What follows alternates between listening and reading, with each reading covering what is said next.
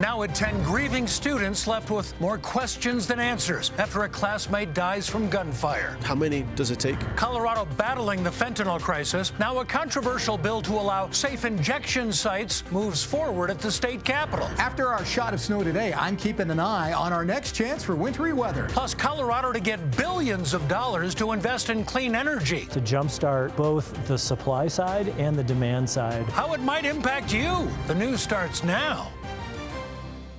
And thanks for joining us tonight on CBS News Colorado at 10. Want to take a moment to mention things do look a little different on the screen tonight, and you may notice a name change as well. Yeah, we are now CBS News Colorado on air and on our streaming channel. The new look, the new name, it's all reflective of our continuing commitment to covering Colorado and serving your community. We want to thank you for being a part of it with us tonight. And we, of course, are keeping a close eye on our first alert weather. It's part of our promise to keep you up to date with what's taking place in your neighborhood. Tonight in Denver, all is calm after seeing a few flurries. The snow moved in later than expected, which was good, of course, for everybody heading home this evening. Snowfall was a little heavier in the foothills this afternoon, but within the last hour, our Lookout Mountain camera was catching a mix of snow and so much fog. Check that out. First Alert meteorologist Dave Aguilera tracking this system for us tonight. Dave? Howdy, howdy. Yeah, wasn't a big snowstorm, but enough to grab your attention. A little after most folks were already on the roads out there for the afternoon rush, so not bad at all today. 28 degrees out there right now. Here's the latest satellite and radar. We've got some clouds around, and here and there are a few flurries. That little blast that came through right at the tail end of the rush hour, it's way up here in Julesburg, Holyoke, and Sterling. But when it did come through, it dumped just about a trace to an inch of snow from Denver up to Fort Collins. So really an under producer, if you will, going on. Now, as we look out west, there's another little batch of moisture coming across the western mountains here. So I wouldn't be surprised if overnight tonight we get a little cloud cover and maybe a flurry or two about 3 or 4 o'clock in the morning. These are all clouds here. But as that pushes through, we'll start the day cloudy tomorrow morning. So I'm not looking for a whole bunch of snow out of that. And I think it'll all be done by tomorrow morning. So no problems with the morning commute tomorrow. Now, stick around. We've got another snowstorm coming our way before we get to Saturday. That one might have a little accumulation to it as well. Thank you, Dave. Okay. Really a tragic update tonight as the Denver East High School student shot while leaving the campus 2 weeks ago has died. Luis Garcia fought so hard to survive. His family telling us he was taken off of life support this afternoon. The senseless act of gun violence has sparked calls for action among the East High School students. Police have still not released any information about suspects or a potential motive in this case.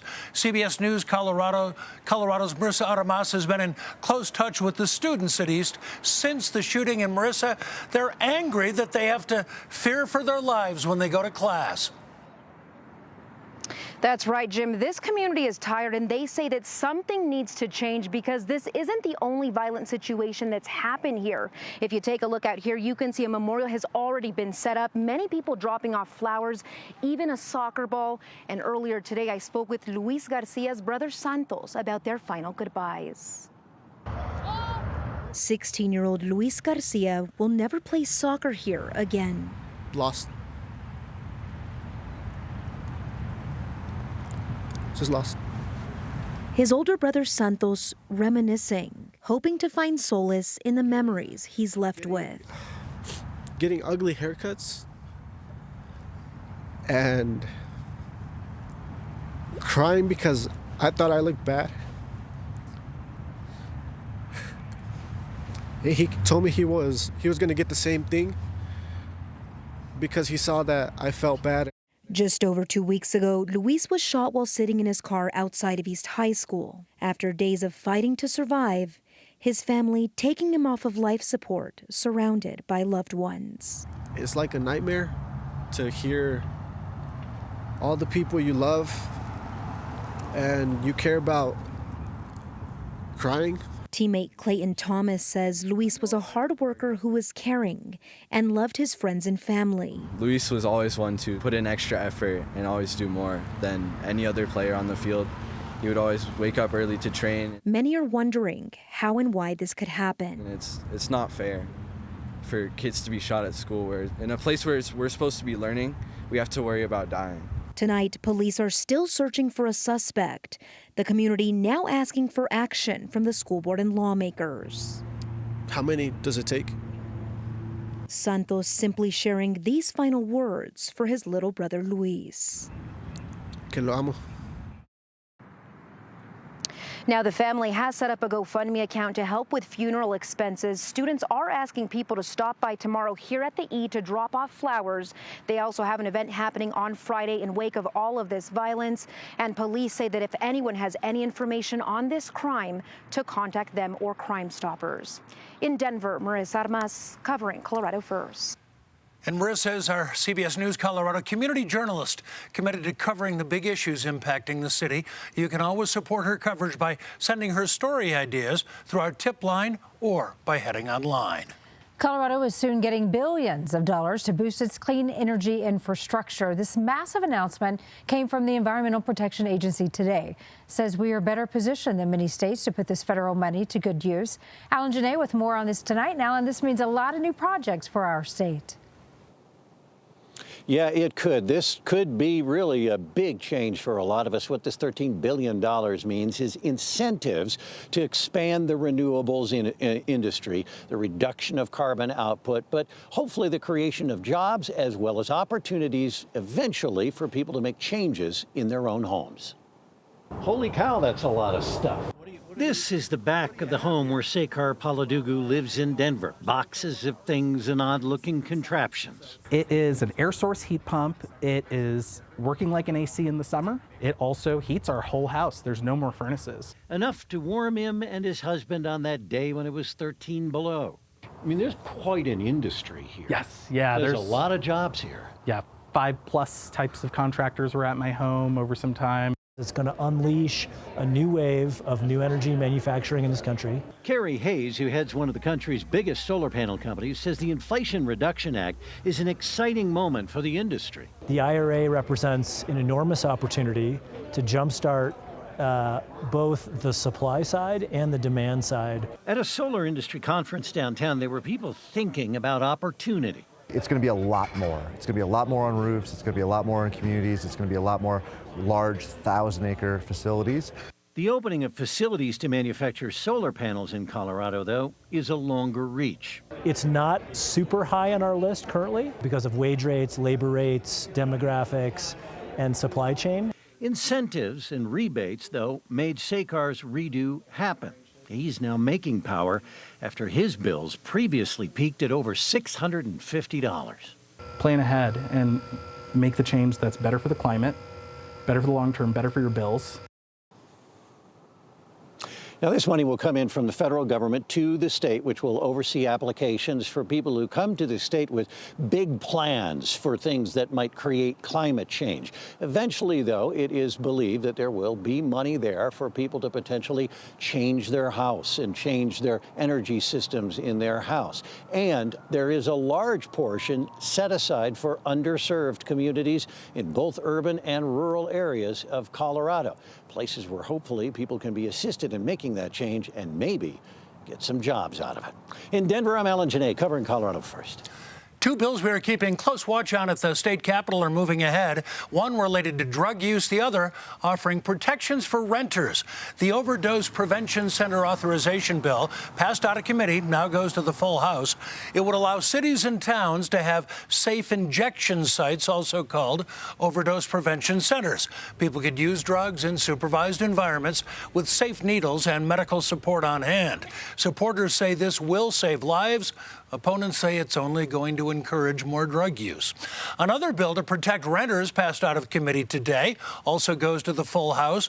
Under the just cause eviction policy, evictions would be prohibited unless a tenant fails to pay rent after receiving written notice or commits a substantial violation, refuses to sign a renewal contract, or refuses to allow a landlord to enter the property. Also requires landlords to give 4 months' notice prior to eviction and pay a tenant 2 to 3 months worth of rent if they have been wrongly convicted. The Colorado Apartment Association opposing the bill, saying it would require landlords to enter into endless leases with renters and dramatically increase the cost of our rental housing. The city of Aurora is asking residents to chime in as it looks to cash in on its pieces of the Broncos sale. That's nearly $4 million, and Aurora wants to put it all towards support to the kids. Tori Mason is reporting tonight that they actually want your input. The city of Aurora is asking residents to dream big, especially their younger ones and the most creative. Right now, they have millions in funding for youth programming. Cities that help build Mile High are getting a refund. In Aurora, the millions spent on kickoffs is going back to kids. Skate park. A lot of people are advocating for the skate park. Rachel Whipple with Community Engagement says they've already heard 50 ideas, from recreation to more support. We've heard some other ideas like youth mental health services, after school programs. They're calling on parents and youth workers for input. Or even field trips. But who knows what kids want better than kids? We think that if we're going to spend money on youth, then they should have a say in how we spend the money. Imaginations can run as free as they do in these aisles. Sisters Suratmo and Jasmine didn't struggle with ideas. I would like, in the library, I would like book clubs. The youngest needs a chunk of the budget. I would like to see a water slide. A lot can be done with nearly $4 million. Parents are glad Aurora's spending it on the future. When they put this money towards them, it's kind of like making an investment to a seed and trying to grow it. When they grow up and see all these things happen to them, that they can contribute more. And the city says no idea is a bad idea, but the deadline to submit ends March 31st. You can do that in person at certain libraries or online. We have more information at cbscolorado.com. Reporting in Aurora, I'm Tori Mason, covering Colorado First. All right, Tori, I love all those ideas. Tori is always keeping an eye on what might impact Aurora residents, and you can always share your ideas with her. Just head online or call our tip line. Still ahead, stepping up the fight for better mail service in the mountains. Communities banding together, and now they've hired a law firm. Flurries have died down in Denver, but we're still watching this big southwest storm. It is going to hit parts of Colorado tonight. I'll show you who might still see heavy snow. Well, the Colorado Avalanche fell behind early in a big way as their young goalie struggled, but a wild second period put them right back in it. Show you how they almost rallied for an incredible finish. We are covering Colorado First for you tonight at 10 as several high country communities banding together fighting for better mail service. They have now hired a law firm as they weigh their next move. We've reported extensively on the issues that have been going on for months now. Unreliable service, mail taking too long to arrive. Spencer Wilson continues our coverage for you tonight. Town of Crested Butte has retained Kaplan Kirk Rockwell out of Denver to conduct this investigation on our behalf. What started out as a threat from towns like Silverthorne, Buena Vista, and Steamboat Springs now has some teeth, or at least baby teeth. If you went to turn on your water and the tap didn't work, it's that. That's how we think of the mail, right? You go home, you open your mailbox, there's your mail. That's just not been happening for our communities for the past several years. Right now, the lawsuit is only still a possibility, but towns like Crested Butte are fed up. It's so bad, some people in town have simply given up on the post office there. It's almost faster to drive down to Gunnison 30 miles away to get your mail. I actually am picking up packages over in Aspen because my wife has a house over there and they get home delivery. It's only a 5-hour drive this time of year, but it seems to be more quicker than waiting in line at the post office. That's the former mayor of Crested Butte. He's been fighting for change for the post office for years, like not paying for post office boxes because they don't deliver. I've paid over $4,000 for the privilege to have to go to the post office and get bad service while people get free delivery at their houses. He thinks this might finally give the federal agency the kick in the pants it needs to change something. So we feel like we need to band together to get results, to get support for those employees, to really address these national contracts with carriers that are dropping parcels at our postal boxes and overwhelming our little communities. Spencer Wilson, covering Colorado First. And we reported that Colorado Senators Michael Bennet and John Hickenlooper have asked the Postmaster General to come tour Colorado to showcase the issues just like this. No word yet on if the Postmaster will accept that invitation.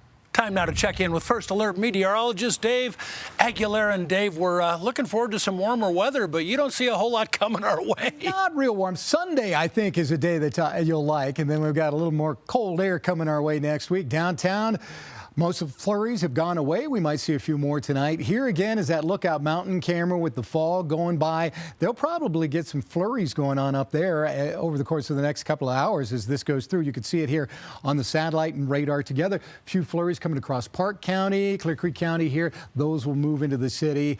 And as they move, it's coming from the west, so it dries out a little bit, so we're not going to see a whole bunch out of that. Some of our weather watchers had some reports today, although they were small, less than a half inch in Golden from Kelly Harris up there, and in Fort Collins, Chris Rubel coming in with 1 inch of snow. And the highest one I saw was just a little over an inch, so it didn't amount to a whole bunch today. There's another little batch of snow coming out of Grand Junction over into just outside of the mountains around Eagle there, and some of that may make it into the Front Range overnight tonight. Here's the big storm. It's still just barely making it into Arizona here, and here's the track of it. It's going to go down into New Mexico here. Later tonight, it'll send a shift of snow into southern Colorado here, all the way out into Lamar and Kansas here. That's about 3:15 in the morning. And then it'll continue to drive itself down south of Albuquerque, and then we'll see more snow here in the east. And in the afternoon, it'll just transfer out there. So we could see several inches out there in eastern Colorado while we clear out in the afternoon up here. So we will start with clouds and then finish out with sun. The bullseye for this is down here in the San Juans. They are going to pick up 4 to 8 inches of snow down there. And it looks like about 1 to 3 for some of these northern mountains here, and a little more out there in the southeastern part of the state. So tonight, we're looking at 26 in Lyons, 29 in Littleton, 24 in Windsor, mostly cloudy skies out there. And tomorrow, Boulder should be about 43, 46 in Fort Collins, and about 41 in Castle Rock. So here's what we're looking at tomorrow in Denver. I'm looking at 42 for the high, morning clouds, and then afternoon sun again. Friday, 45 degrees. It'll be partly cloudy early and then cloud up in the afternoon and evening. Might see some light snow afternoon and evening, maybe about 1 to 2 inches, much like this last one that came through. I don't think that'll amount to much. It'll be gone by Saturday with 43, 53 Sunday, 47 Monday, and next week, Tuesday, Wednesday, Thursday, and Friday, each day has a chance of picking up some of that light snow. Yep, still winter. Thanks, yeah. Dave. All right, time to toss over to Romy. You know, you thought the Avs, you thought they didn't show up, and then they showed up, boy, in a big way, didn't they? Right. You know what? It's like they never sleep for too long, even if they're a little sluggish early. I'll tell you, right? One thing that's always true about this team, they're never out of it till they're out of it. Show you how a valiant comeback attempt, well, fell just a little bit short. And the Broncos' record, guess what? That wasn't the only big L from last season. Where else they fell short, according to the players. Colorado Avalanche looking to extend their 6-game win streak to 7 tonight, and a surprise piece on the ice. Colorado traded for Lars Eller this afternoon. He arrived in Denver about 2 hours before puck drop, got to Ball Arena 15 minutes before taking the ice, just enough time to suit up and play. That's wild. Avs a little sluggish to start, and the Devils pounce. Andre Palat scores a minute into the game. Avs end up down 5-1, looks all but over. But here come the boys. Nathan MacKinnon scores a minute and a half after Mikko Rantanen does. 36 seconds after that, JT Compher scores. That's 3 goals in 2 minutes, and it's a 1-goal game. But the Devils come up with a late empty netter, and the almost sensational comeback falls short, 7-5. The final. So let's check back in with the betting lines at BetMGM. Avs don't cover the spread. The over hits big time. And that McKinnon goal prop hits. He had 2 tonight. Well, the NFL Players Association released a player survey today that handed out grades to teams on a variety of subjects, from treatment of families to team facilities. Roughly 1,300 players took part in the anonymous survey, and the Broncos were all over the board. Strength coaches received an A-, implying that Lauren Lando was not the issue in players' minds. B+ is for weight room and team travel. D+ for treatment of families. Players citing that Denver, one of 14 teams that does not offer a family room at the stadium, and food and nutrition got a D. Expect that to change with Bo Lowry now in charge of player health and performance. Well, Carl Durrell is long gone from CU, but he might be teaming up with a former Buff in Washington. Durrell interviewing to be the Commanders' wide receivers coach, and if he gets it, he'll be working under Eric Bieniemy. Now, Durrell has 10 years of experience as an NFL wide receivers coach, including with the Broncos. Star sighting at Rocky Spring Training. Vanessa Hudgens, star of High School Musical, among other things. Stars on the diamonds, however. Ryan McMahon, 117 miles per hour off the bat, the hardest hit ball in spring training so far. Chris Bryant, he is feeling it, and Rockies fans love to see it. His second homer in the last 3 games. That one goes to the concourse. Rockies fall 8-6, but scores don't matter at spring training. Up next, we got another award for the future star of Buffs basketball. And Becky Hammond knows good basketball when she sees one. Her breakdown of Nikola Jokic and why he's truly playing like a 3-time MVP. Colorado's incoming 5-star recruit Cody Williams adding another honor today, named to the Naismith High School All-American team. Williams one of just 10 players to make that elite list. Well, when it comes to women in sports, Becky Hammond is the ultimate inspiration for breaking barriers. I mean, her resume is full of so many firsts, it's hard to keep track. She is the first woman to be a full-time assistant coach in any of the 4 major professional sports in North America. First female to coach an NBA Summer League team and win a title. First female acting head coach in the NBA. The list goes on. You could say she knows ball. And when it comes to Nikola Jokic, Hammond recognizes all his greatness and says she's seen it since she was with the Spurs, all the way back to when she started scouting the Nuggets early on in his career. He's an artist. He's an artist, and he uses it with his brain more than any other tool. He's a basketball player that you can't measure his feel for the game. Whatever defense you throw at him, he's just going to make the right play. It doesn't matter. You do this, he does that. You do that, he does this. He just plays the right way, and yeah, I'm a fan for sure. Aren't we all? You know, that's Yeah. from one person we're a fan of to another. But I mean, she knows ball. She's been scouting that guy, and she said, this is a player that guys want to play for. They want to be on his team because he's going to make them better. So we need her on the voting for MVP. She was such a ferocious competitor at CSU. I'm not surprised she's had this kind of success. Oh, not at all. And she's still so competitive. You can feel that fire in everything she does. That's why she went to the WNBA and won the title in her first year. Good for her. And she told me she smells back-to-back. So Ooh, let's get ready, folks. Let's get ready. Yeah, Thanks. no doubt. We'll be right back. Dave, we know we have a little fog out there right now. Is it going to stick around for the morning? The fog is up in the foothills, so I think it'll be gone.